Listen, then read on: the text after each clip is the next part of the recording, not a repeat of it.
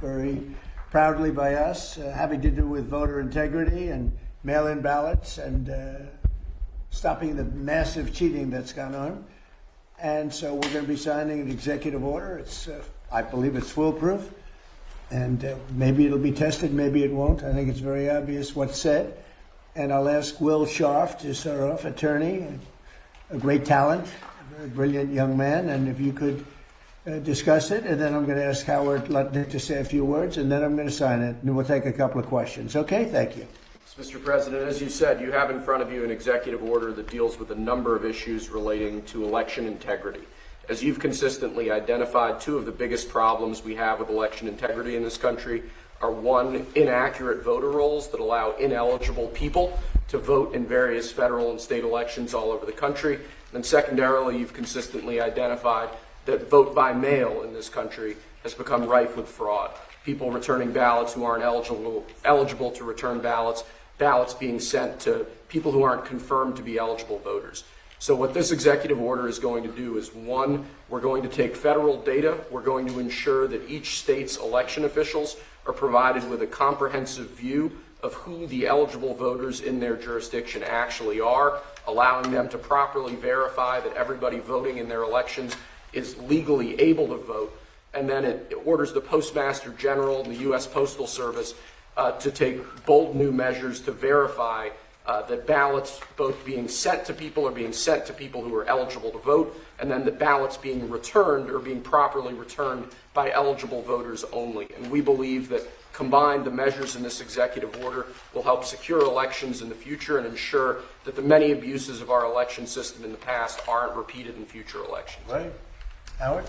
So the fundamentals of our democracy are built on voter integrity, right? We all need it. You've said it time and time again. It's a total agreement amongst everybody. So here's the idea. The states, right, run these elections. They will, if they want to use the U.S. mail, U.S. Postal Service, they're going to get a code, a barcode from the U.S. Postal Service, and they're going to put that on the envelope, and we will have one envelope per vote. None of this time where we have no idea, there's no observers to mail, there's no envelopes, there's no certainty. That's all going to go away, and what the president is doing today is he's going to make sure that mail-in ballots are safe, secure, and accurate, and will have a clear distinction.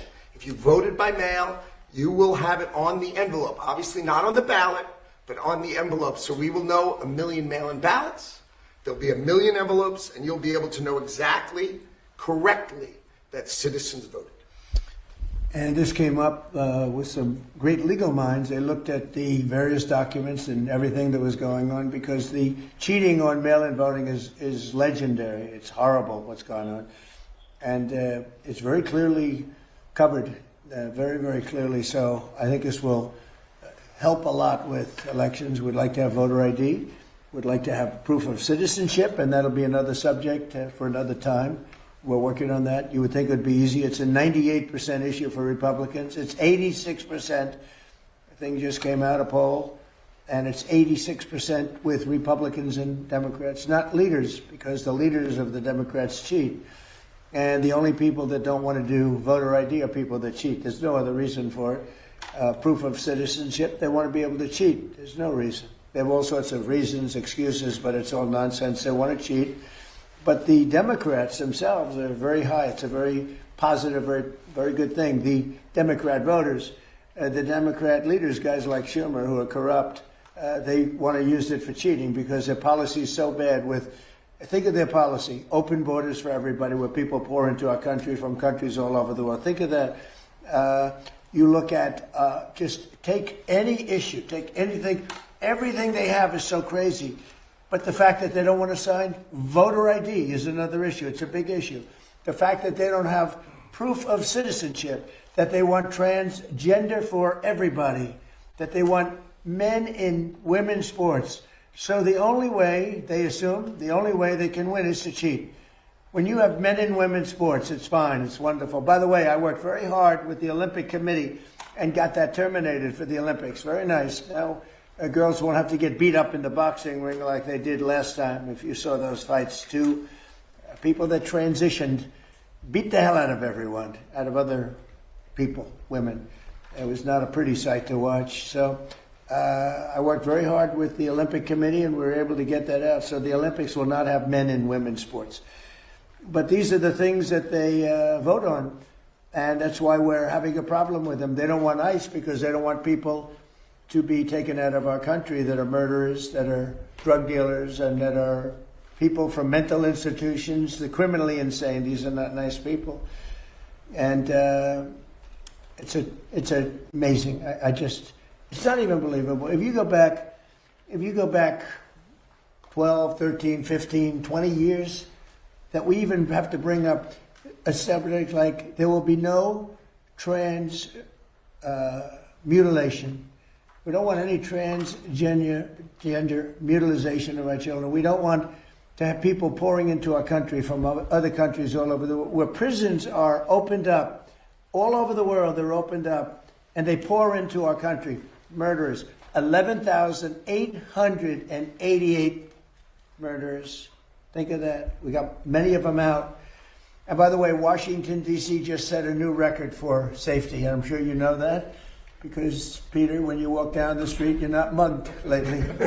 But it's a very safe city now. We took great pains to make it that way, but it actually happened pretty quickly. Within 3 months, it was good. Within 4 months, it was very good. Within 5 months, it was great. Now it's better than it ever was. And so Washington, D.C. is now considered a very, very safe city.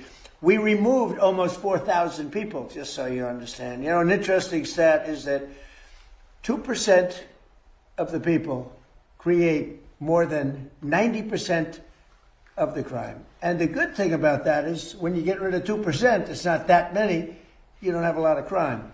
But Washington, D.C., we're very proud of. We're very proud of Memphis, Tennessee, and Louisiana. New Orleans is unbelievable. They had the safest, they just finished their Mardi Gras. They had the safest Mardi Gras in 58 years. The governor just called me. Jeff Landry just called me. He said, it's the safest Mardi Gras in 58 years because of us. And really, Chicago should call and say we'd like help. New York should call. They've had a lot of problems that we want help. Los Angeles should call and probably will. I think they have to. Now, we're going to have to do something when it comes World Cup time, and we're going to have to force ourselves upon them, which we have the right to do, because we don't want to have any crime. We don't want to have any problems for the Olympics and the World Cup, and even for 250. So with all of that, I'm very happy to be signing the voter integrity, and I think it's going to be really great. So if you don't mind, I will take some time and I'll make this signature absolutely perfect. So it looks very good. So far, so good.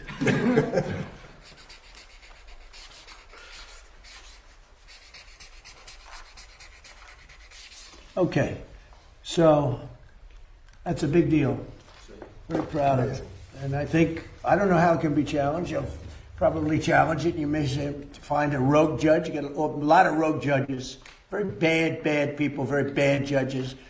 But that's the only way that can be changed. And hopefully we'll win on appeal if it is. But I don't see how anybody can challenge it. I don't see how they can challenge it.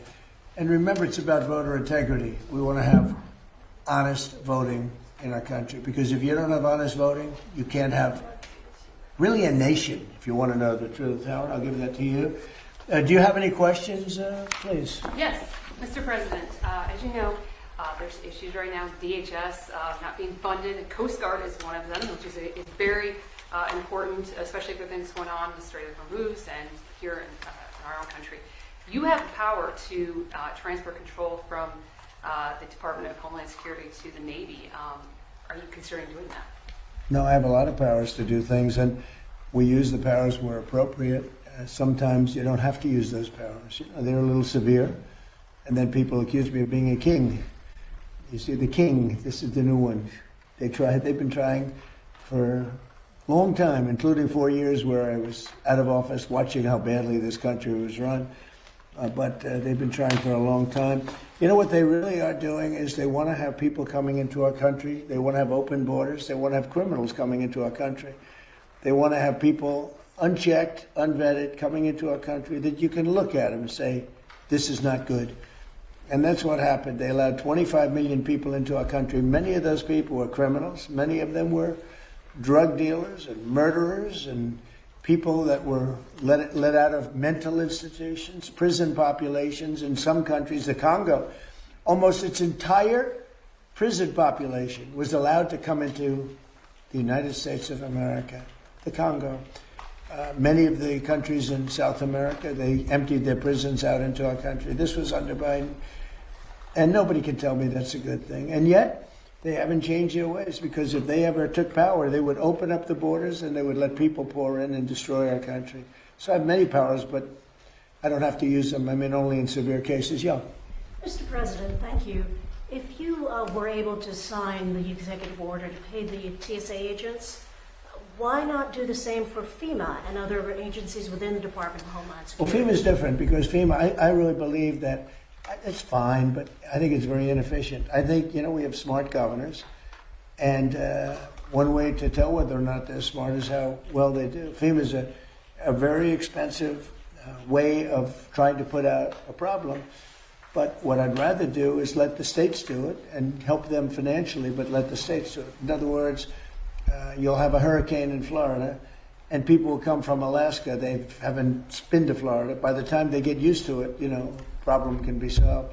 So I've never been a big fan of FEMA. I like to keep it local. I like to see governors and neighboring states help each other, as opposed to FEMA. FEMA is very expensive, and it really doesn't get the job done. North Carolina, they did a terrible job until I became elected a second time, and I went and we had that tremendous water flow. There was a water hurricane, the likes of which nobody has seen. Land areas that never had lakes all of a sudden had lakes that you couldn't even get to it. And actually, we were helped by Elon Musk with with his great communication system that worked very well. We were very lucky, saved a lot of lives. But no, we got to do things right. And if you don't do them right, we shouldn't do them at all. Yeah, please. Thank you, President Trump. After you said today that the Iran war may be ending soon, the stock market closed much higher. Do you have thoughts on that? And also, a judge just ordered you to stop construction of the ballroom. Are you planning to stop? Well, we'll appeal that, but it's not. I don't know. It's basically.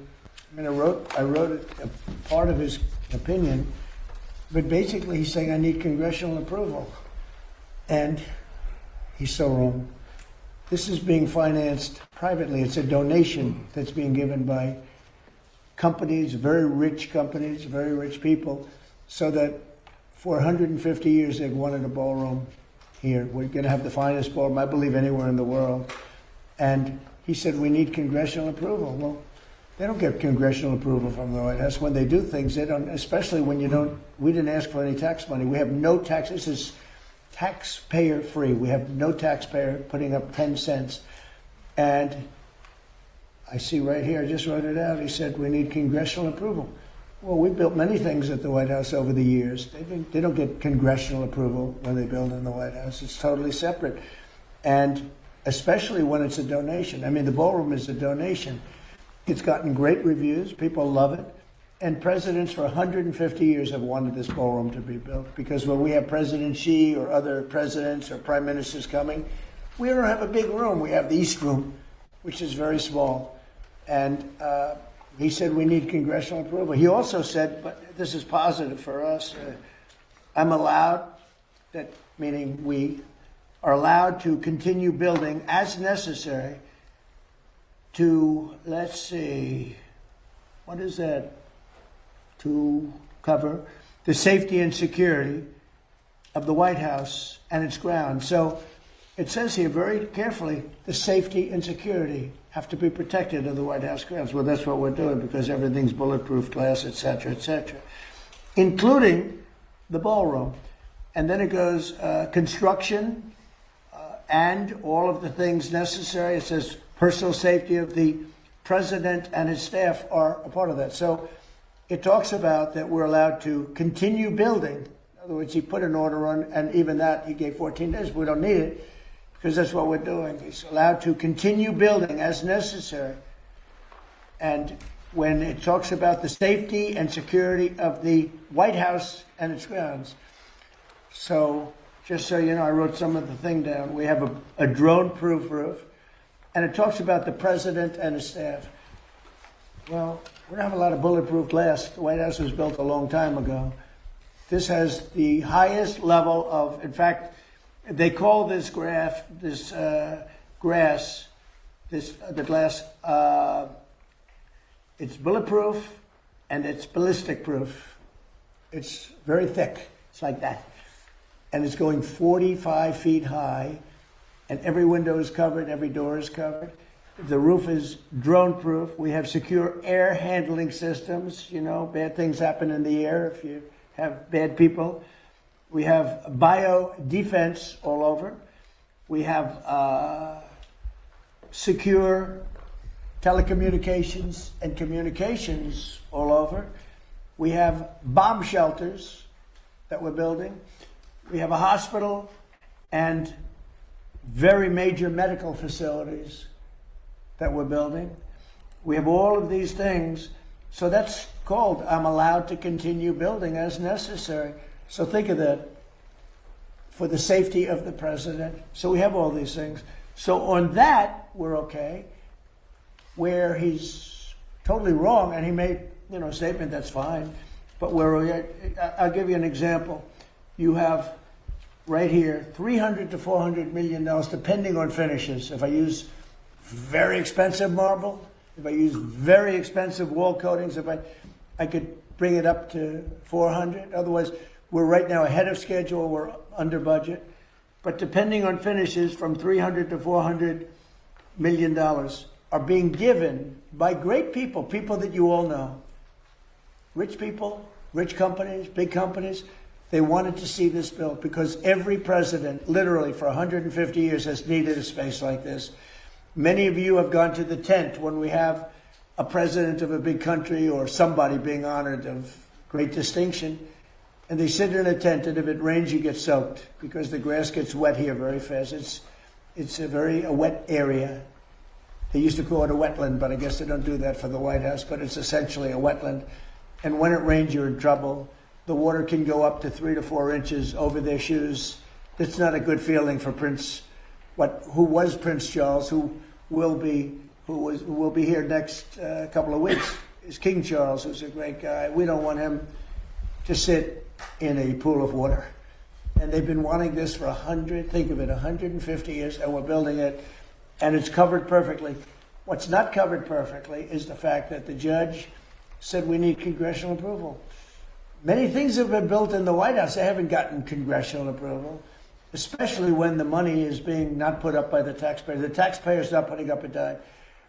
This building was necessary for many years by the fact that I've built many ballrooms, and I built many things, and I know how to build. I'm not building the Federal Reserve where the guy's spending $4 billion for a tiny little building. $4 billion for the Federal Reserve building.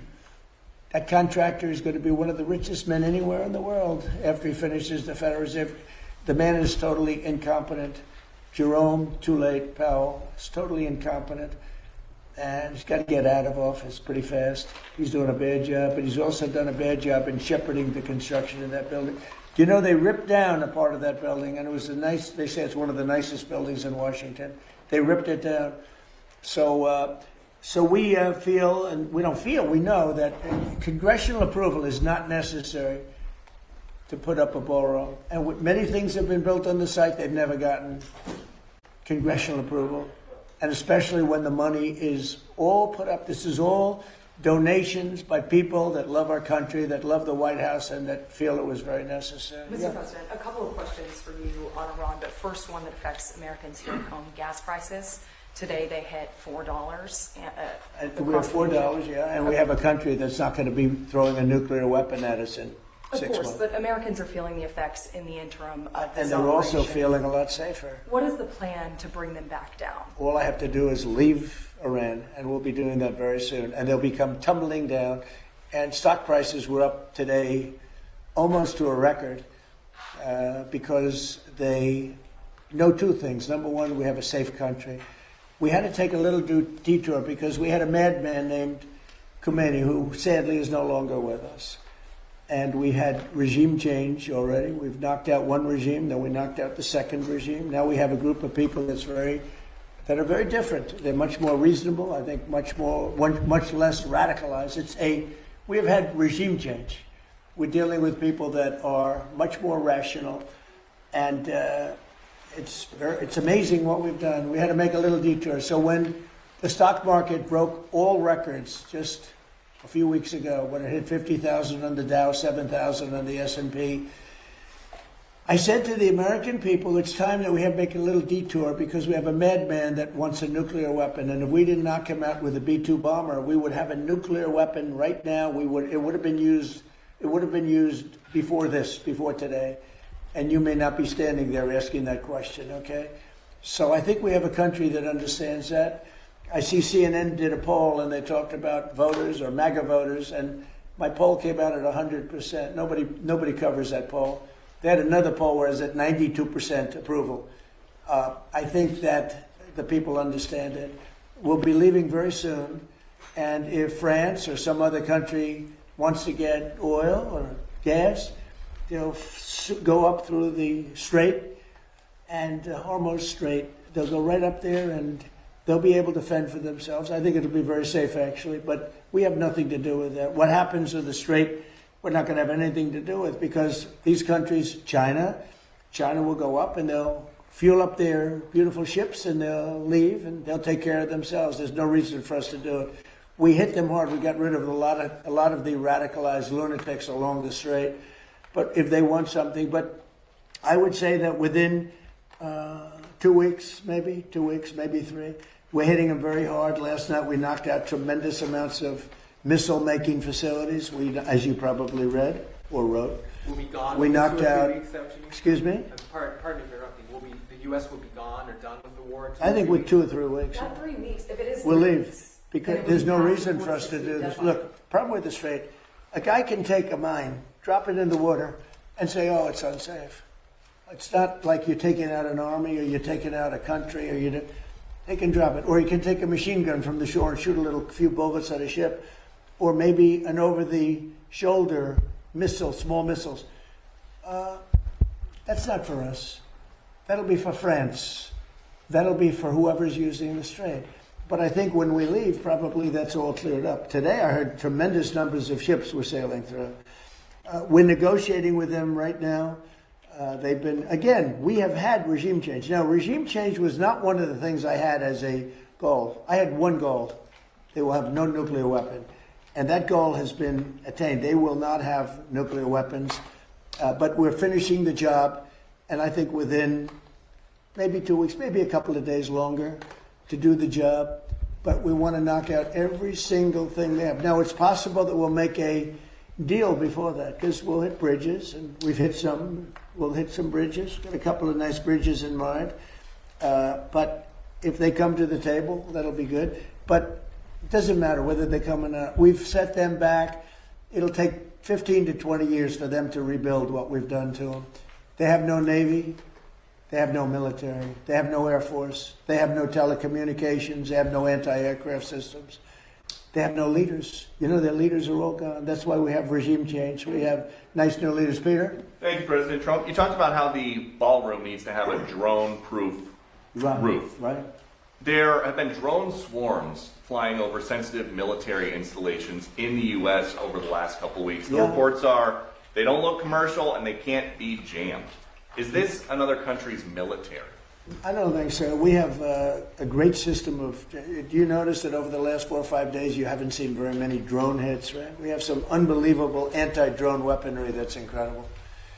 But you want to have, like, for instance, the ballroom. We have a very powerful very steel roof with other things in it. And you want to have, if you're building a building for security, just like his judge's opinion, you have to have security for the president and his staff. You need heavy, strong ceilings. You need seriously thick, bulletproof, ballistic glass. And we have that. Other buildings don't. Fairly modern buildings don't have that. They have roofs that are weak and they have regular glass windows. There was this incident down at Barksdale, though, where apparently a whole swarm of drones for a couple hours was over the flight line. There's a lot of really important planes down there. Yeah. How concerned are you that this is some other country just scoping out Yeah, where I we know have all about our it. stuff. They've checked that out and they've gotten to the bottom of it. You know, you have a lot of people now that fly these things all over the place, and we're coming down very hard on them. But we're able to take them out militarily. We're able to take them out very easily. And a new thing is lasers. You know, the lasers are becoming very, very effective. You hit a drone and it melts in air. It's a beautiful thing to see. If it's coming at you, having a laser is a very nice thing. But we have, there are methods of defending against drones. I mean, the advantage from the standpoint of defense is they don't go very fast relative to a F-22, that plane right over there. They go very slow.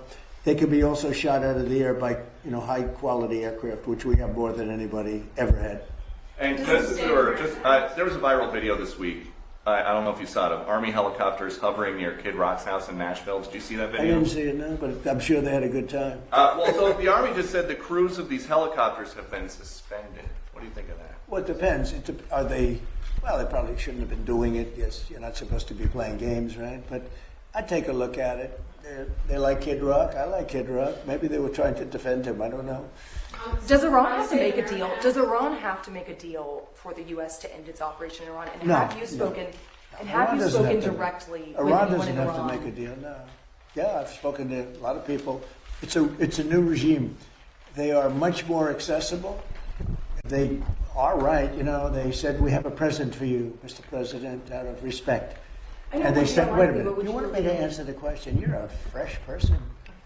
You know, we've had a lot of problems with you, haven't we? No, they don't. You asked me a question. No, they don't have to make a deal with me. When we feel that they are, for a long period of time, put into the Stone Ages, and they won't be able to come up with a nuclear weapon, then we'll leave.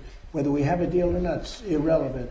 Now, it's possible that we'll have a deal because they want to make a deal. They want to make a deal more than I want to make a deal. But in a fairly short period of time, we'll be finished. They will not be able to do a nuclear weapon for years.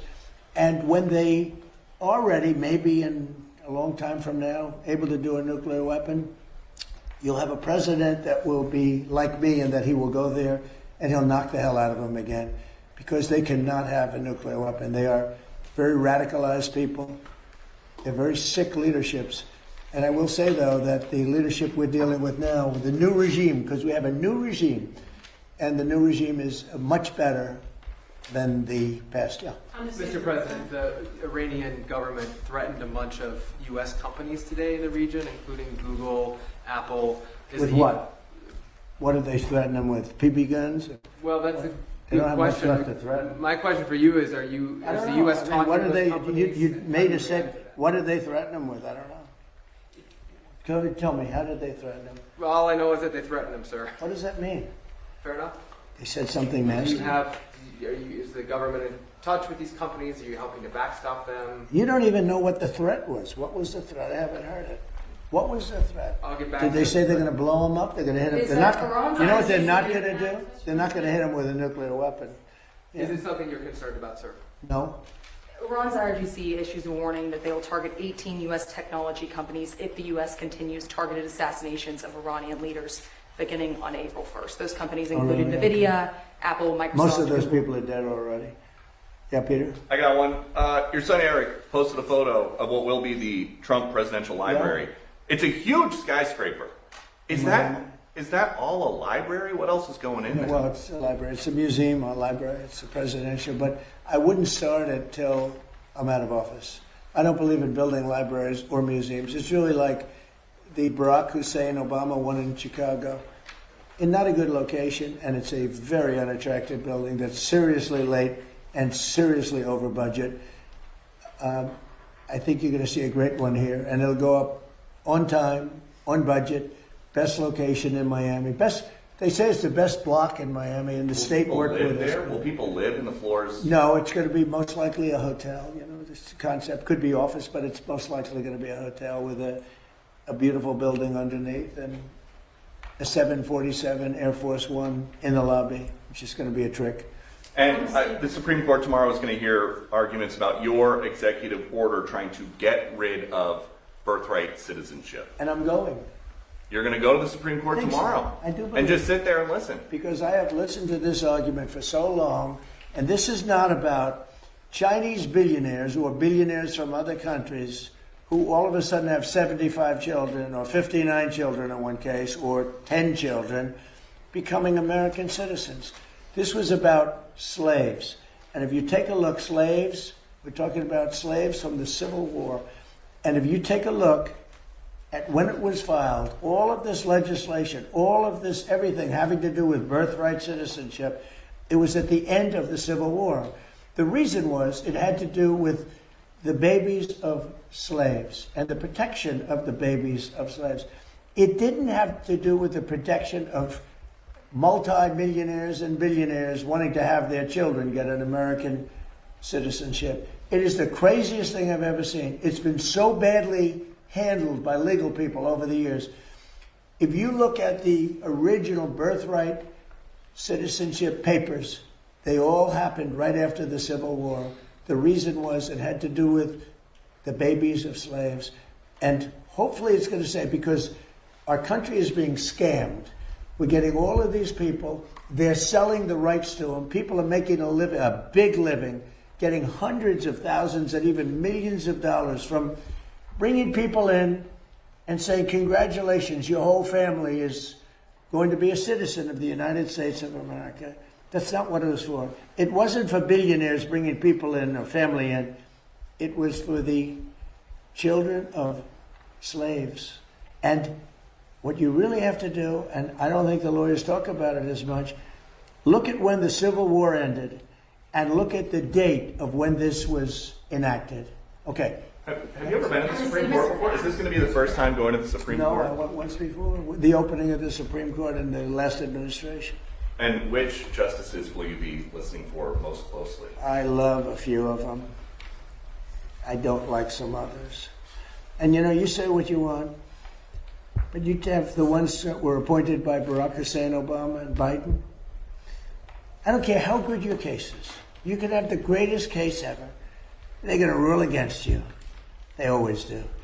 And it's not supposed to be that way. Now, the Republicans tend to be very different. They want to show how honorable they are.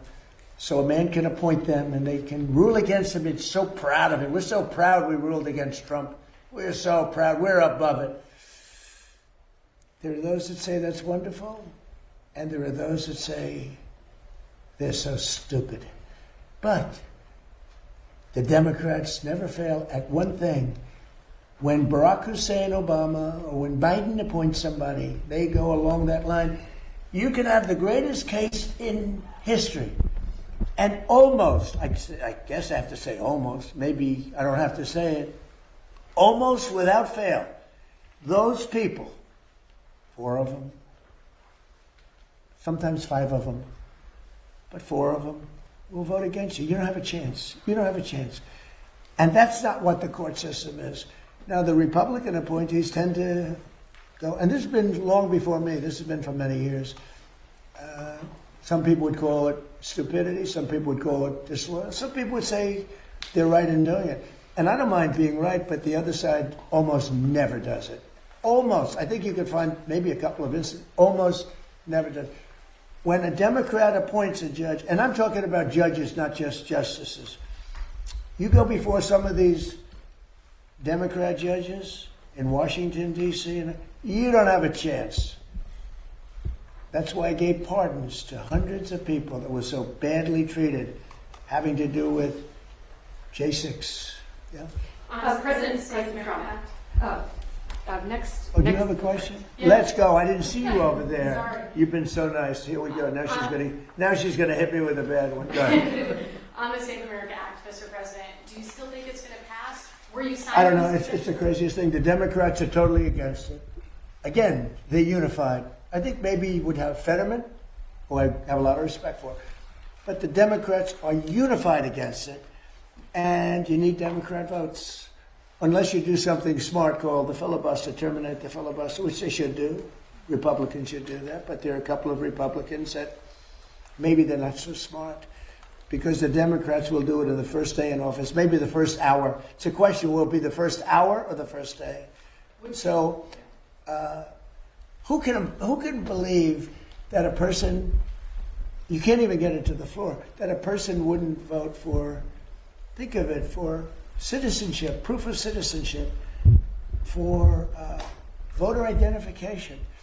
And we also added one, we added mail-in ballots. Mail-in ballots with exceptions for the military, for people that are sick, people that are traveling, for the disabled. We have very generous exceptions. But who would believe that that would be possible not to get those things to vote for? And then we added, best of Trump, we added no men and women sports, different subject, but we added that. And we said no transgender mutilization of our children. These are all 90, 95, maybe 98 in some cases, maybe 99 in terms of those first two. If you talk about the first two, I think at 98, 99% voter identification, right? Don't you think it's nice with picture? Wouldn't you think it's nice when the Democrats had their convention? I remember it so well. You had to have identification to get into the arena, and they had a card that was bigger than most of their chests, and it had everything. It had their picture. And if you didn't have that card, they threw you away. In New York City recently, we had a big snowstorm. Mayor Mandami he called out for people to shovel snow, but you had to give identification with picture. If you didn't have, and it wasn't one identification, you had to have two. So to shovel snow in New York City, you need identification, double with picture. But to vote, which is maybe our most cherished thing, you don't need. They don't want voter ID, the Democrats, because they want to cheat. The problem is we need their votes. In order to get it, you need their votes. And look, they know their policy is so bad. They know that if they gave those votes, they might never win another election.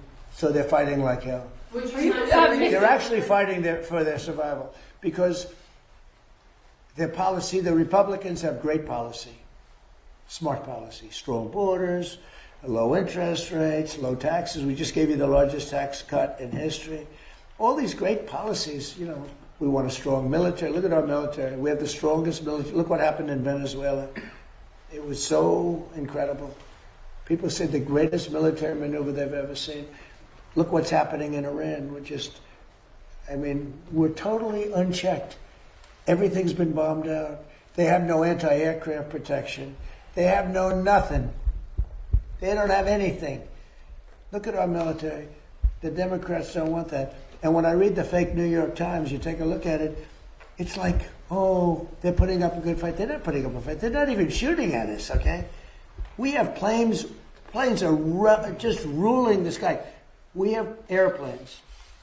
Those two. We have airplanes. Nice, right? Lincoln with a little modern touch. The great Benjamin Franklin with a little modern touch. But think of it. They are roaming the skies over Tehran. They're not even being shot at because their equipment's been totally decimated. They have nothing to shoot. They have no Navy. They have no anything. And just think about this. They have no Navy. They have no military. They have no nothing. They're losing. They admit they're losing. They're begging to make a deal. And if you read the fake New York Times, a corrupt newspaper, where I'm suing them and I think I should do very well, but you would almost think, who's winning? It's so fraudulent. But just to finish up with the New York Times, if you read the New York Times prior to my election victory, including the first one, and the second one too, I won 3 times. I won 3 times convincingly. But let's go to the third victory. If you read the New York Times, you would say, oh, Trump's going to lose. But I won in a landslide. I won the popular vote. I won the Electoral College in a massive number, right? Massive. I won the counties, 86% of the counties I won. All of these different things. Winning the popular vote for a Republican is, pretty amazing. But if you read the New York Times for months and months and months, you were hearing, oh, Trump is doing so badly. We have to straighten out our media. the reason their circulation is way down. The New York Times circulation, has gone way down. Washington Post is almost extinct. The papers that are being dishonest, papers generally, people don't believe the media. And to finish, I got 93% bad publicity. Some people say 97, but between 93 and 97. A person that gets 97% of bad stories, maybe Caroline's doing a poor job, I don't know. She's my representative. You're doing a terrible job. Should we keep her? I think we'll keep her. But I get 93 to 97% bad press, fake press, all fake. I won in a landslide. When you get 93 to 97 bad stories, bad press, and you win in a landslide, you know what that says? People don't believe the press. And when people don't believe the press, that's a very bad thing for our country. And when you look at, let's say, the New York Times or the Washington Post, the stories are so fake. Wall Street Journal, too, a lot of bad stories. I don't know what happened to them, but they're bad. Their circulation went way down, Wall Street Journal. I don't know if you saw the numbers that came out yesterday. New York Times, way down. Wall Street Journal, way down. Washington Post, #1, way down. Because people don't believe them anymore.